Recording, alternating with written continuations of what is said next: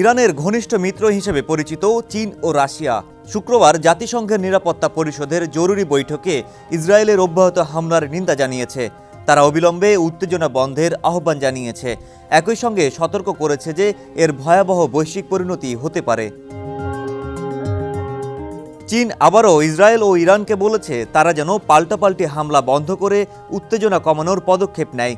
সোমবার এক বিবৃতিতে চীনা পররাষ্ট্র মন্ত্রণালয়ের মুখপাত্র গুয়ো জিয়াকুন বলেন, আমরা সব পক্ষকে আহ্বান জানাচ্ছি যেন তারা অবিলম্বে এমন পদক্ষেপ নেয় যা উত্তেজনা কমাবে, এই অঞ্চলকে আরও বিশৃঙ্খলার দিকে ঠেলে দেওয়া থেকে রক্ষা করবে, সেই সঙ্গে আলোচনার মাধ্যমে সমস্যার সমাধানে যাওয়ার উপযুক্ত পরিবেশ তৈরি করবে।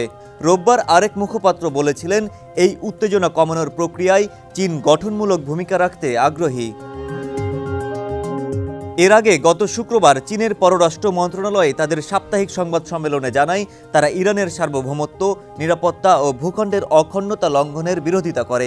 যারা আঞ্চলিক উত্তেজনা বাড়ায় বা সংঘাত সৃষ্টি করে, চীন সেই ধরনের যে কোনো কর্মকাণ্ডের বিরুদ্ধে। তারা চায় সব পক্ষ যেন শান্তি ও স্থিতিশীলতা বজায় রাখতে কাজ করে এবং উত্তেজনা যেন আর না বাড়ে। চীনের এক মুখপাত্রকে এই সংবাদ সম্মেলনে প্রশ্ন করা হয়, যদি আবার ইরানের ওপর হামলা হয় তবে হরমুজ প্রণালী বন্ধের ইরানি হুমকি কি চীন সমর্থন করবে? তিনি সরাসরি জবাব দেননি, বরং বলেছেন এ ধরনের অনুমান ভিত্তিক প্রশ্নের উত্তর দেওয়া ঠিক নয় এবং এই অঞ্চলের পরিস্থিতি আরও খারাপ হবে সেটি কেউই চায় না। এদিকে ইসরায়েলের ইরানে হামলা নিয়ে রাশিয়ার রাষ্ট্রীয় টেলিভিশনগুলো খুব বেশি প্রতিক্রিয়া দেখায়নি।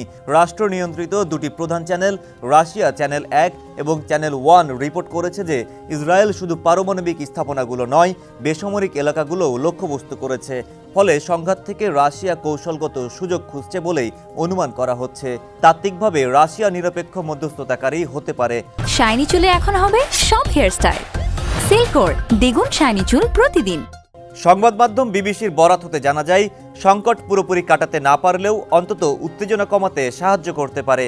এতে মস্কো ওই অঞ্চলে নিজেদের প্রভাব বাড়াতে পারবে। ডেস্ক রিপোর্ট, সমকাল।